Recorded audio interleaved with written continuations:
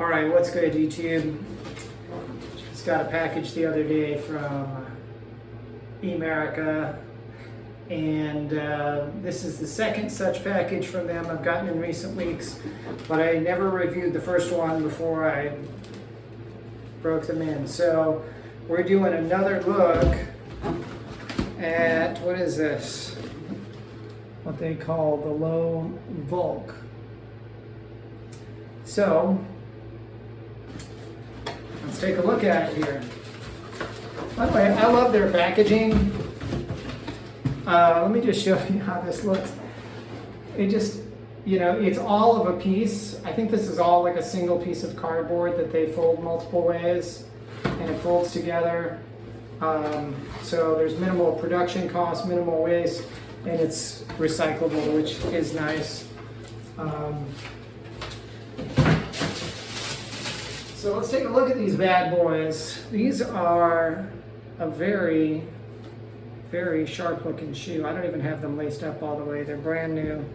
Let's see this one. Yeah.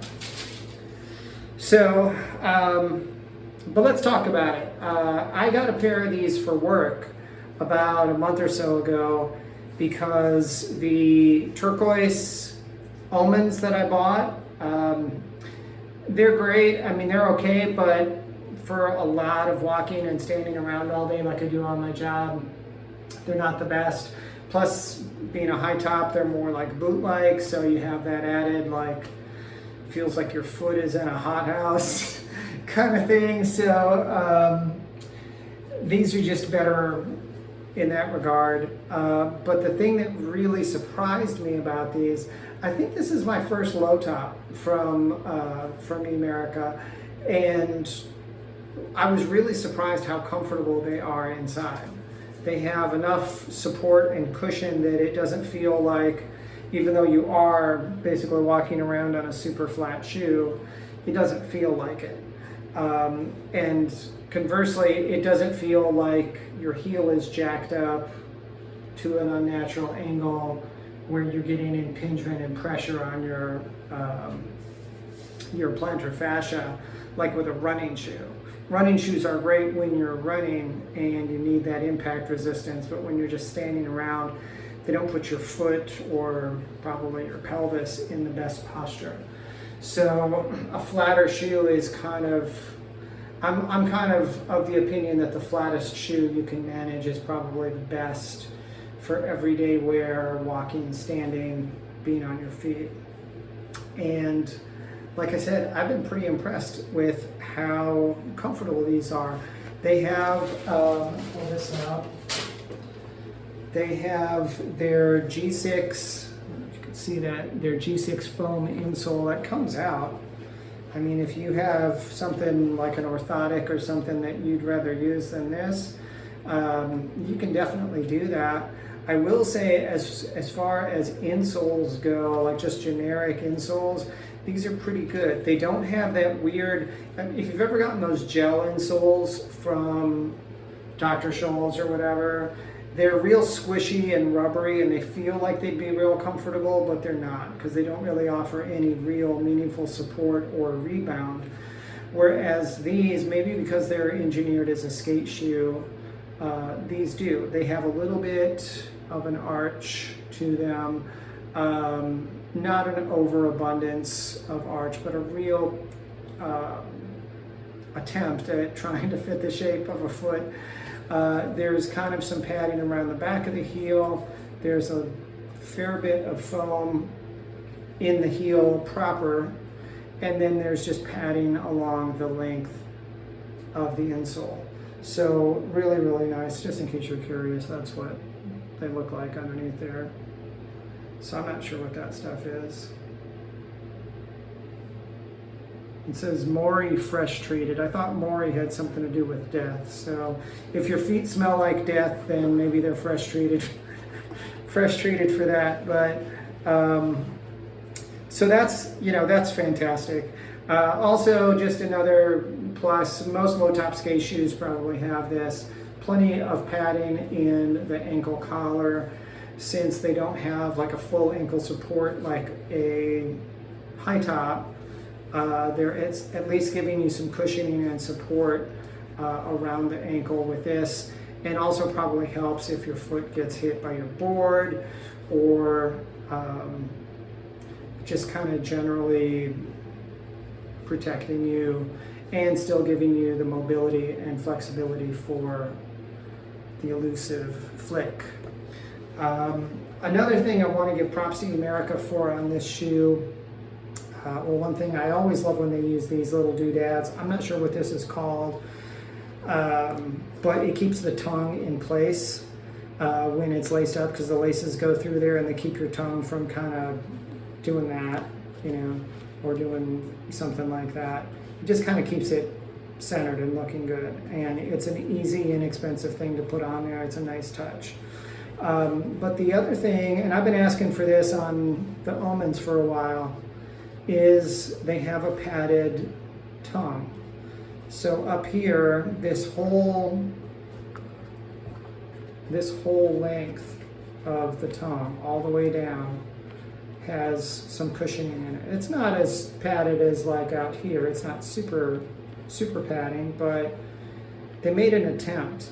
And this is so nice when you, especially when you, as a skater, or even somebody like me, an extra tech, walking around on my feet all day, when you lace your shoes tight, they feel better generally. But if you don't have some padding in the toe, then eventually you're just going to feel the pressure of those laces digging into the top of your foot. And if you have a high instep like I do, I hit the jackpot with feet apparently, because I have high arches, high instep, bad plantar fascia, and hitchhiker's big toes.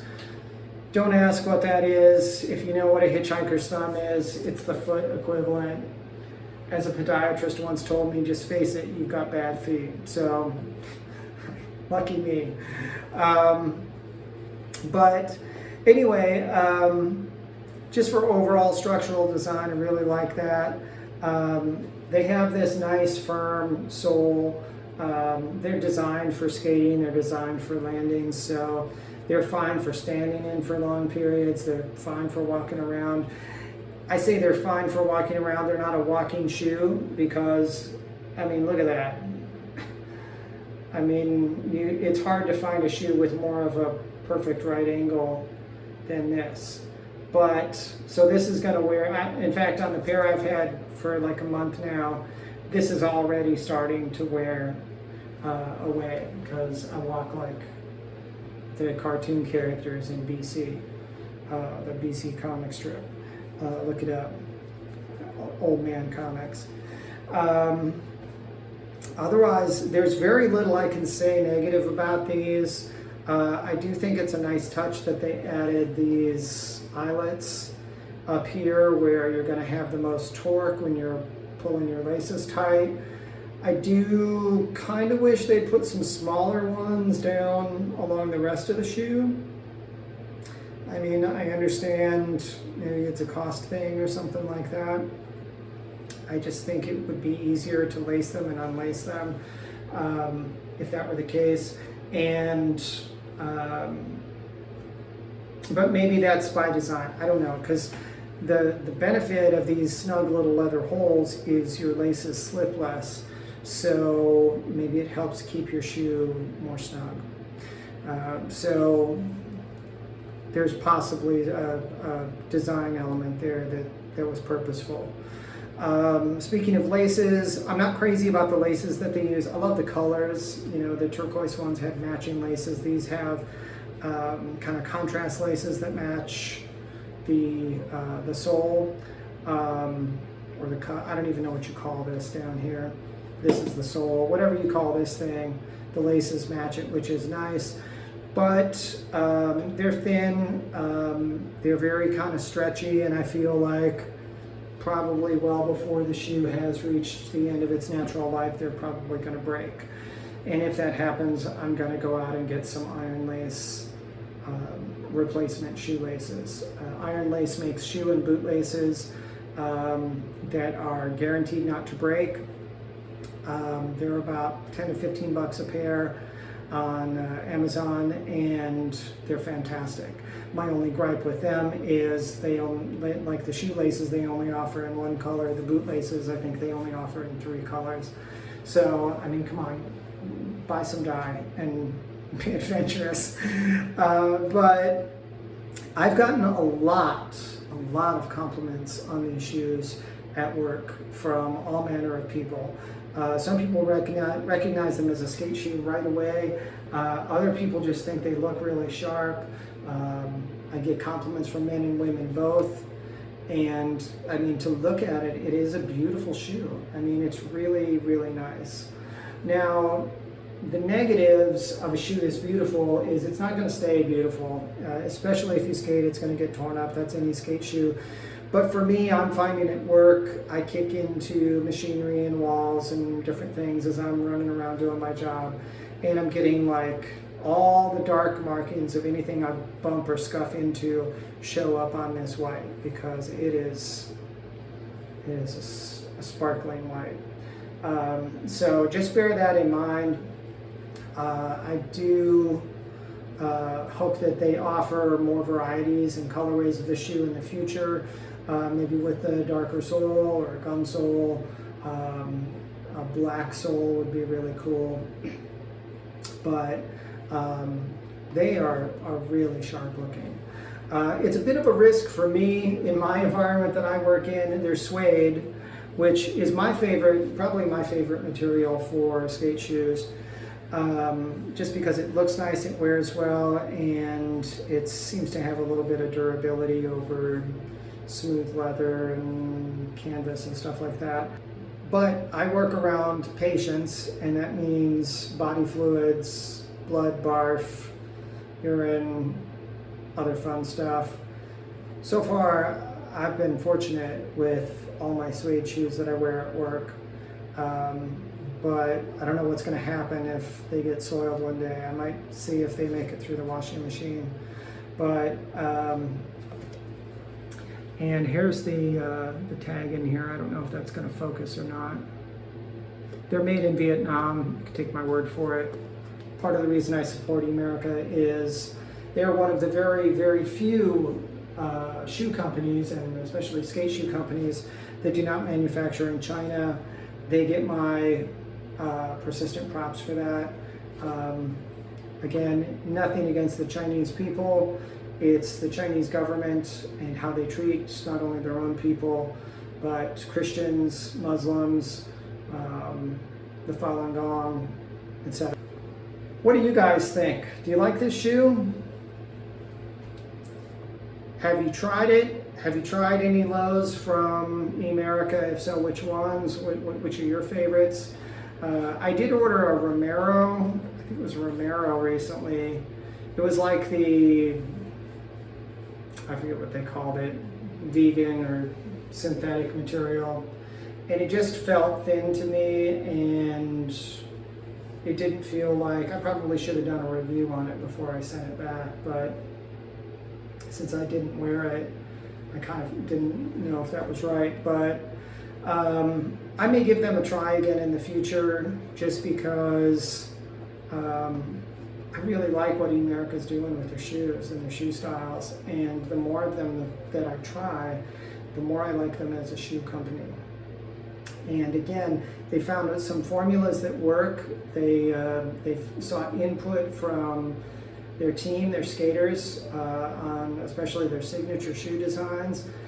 They've taken that to the bank, they've put it into their product, and then when they get a product that works, that people like, instead of throwing it away and starting over and designing a whole new shoe, and hoping it takes, and in the meantime taking away somebody's favorite, they keep making that shoe, and they just change their colorways, they change their design layouts, they accentuate different parts of the shoe, maybe modify the upper in some ways, to make it unique while still being a proven seller. And I think that's just a really, really smart business methodology for a shoe company. So that's it, guys. That's all I got to say. Thank you for checking in, and I will dig you guys on the flip. Go out and get you some Emerica Lows.